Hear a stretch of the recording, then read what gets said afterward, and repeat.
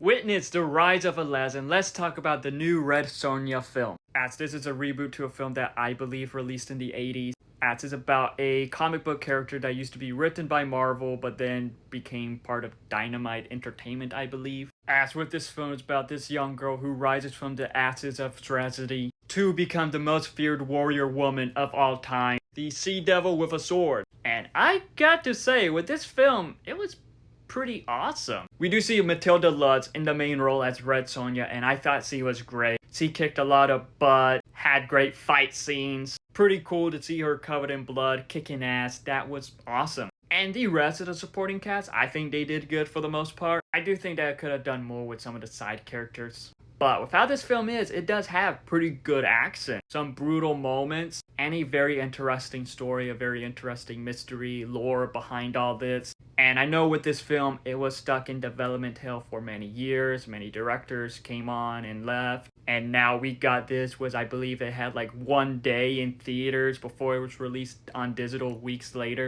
And I have to say, this was pretty entertaining. Like I mentioned with the fight scenes, they were pretty good for the most part. But with this film, unfortunately, it didn't really have the budget. So yeah, there are special effects in here that don't really look too good. But at least this film tried with what they were given, and I respect that. I will say I wasn't really too crazy for the antagonist. It did have some predictable cliche moments, but at the same time, with how the character is and just with the action, that is what made this film pretty entertaining for me. It is a bit cheesy, but yet it is pretty fun.